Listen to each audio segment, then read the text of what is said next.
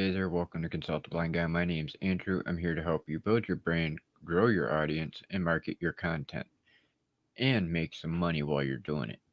If you're new here, please don't forget to subscribe, hit the bell icon so you can stay updated on the latest videos, live streams, and more. If you're a member of the consulting crew, welcome back. I hope you enjoyed today's episode. Let's get to it.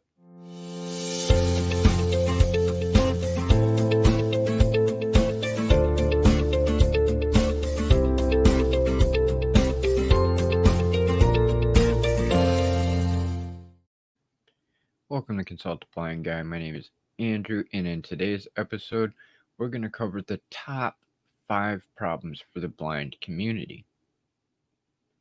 Number 1, maintaining or having 100% independence. Now, how can we improve on that?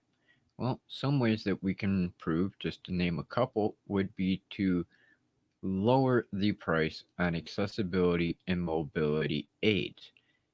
The cost of some of these aids is like way too expensive for those of us on disability to be able to afford. It would also be nice to have more access to these items. Currently, the majority of the places that you go to are online or specifically to organizations that are nonprofit to get them. And in 2020, with the current situation, those organizations are pretty much all shut down, depending on where you're from and what kind of abilities they have to assist you. I know here in Michigan, all of ours are completely closed. So it would be great to be able to have more access to those sites and organizations to be able to get the mobility and accessibility aids that our community needs. Problem number 2, navigating, getting around to places and to things specifically for the fully blind. Now, how can we improve on this? Improve the accuracy of GPS and incorporating more accessibility into these high travel locations. Another way to improve on this is to have people be more respectful and not discriminating against the blind and visually impaired. Which brings us to problem number 3, discrimination and racism. Denial of services and things just because we are visually impaired or a different skin color or from a different country is a very prominent issue within the disabled community, not just for the blind, but for everybody who is disabled. Now, how can we improve on this? Law enforcement should be enforcing the ADA, WCAG, and discrimination laws.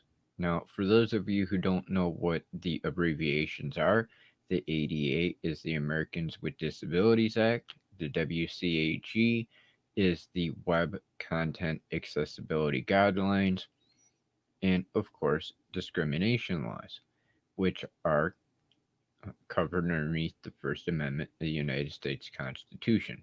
It is my belief that law enforcement should enforce these a lot more compared to letting people slide.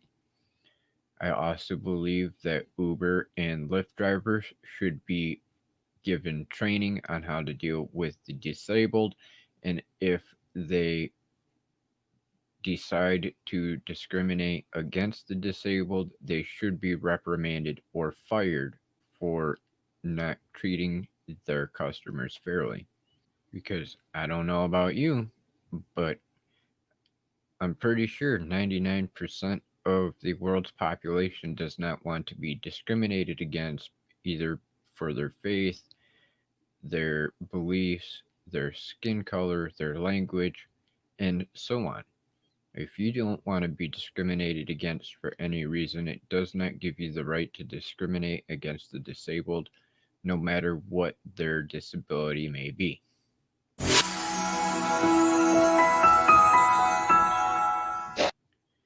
Number 4, avoiding walking into or hitting your head on open cabinets or doors or other things that are left open.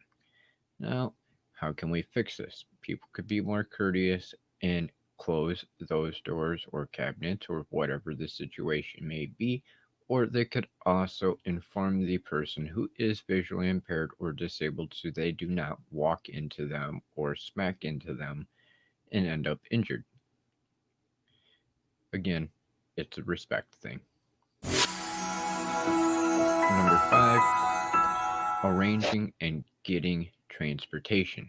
Again, this goes back to the fact of Uber and Lyft drivers being trained on how to deal with the disabled community and being reprimanded if they leave the disabled person stranded on their request for a ride.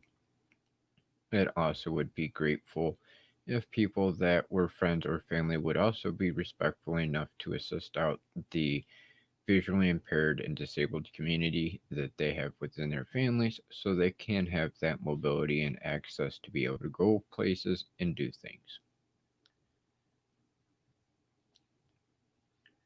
I hope you enjoyed today's episode. I hope it helps you learn a little bit about the disabled community, the blind community.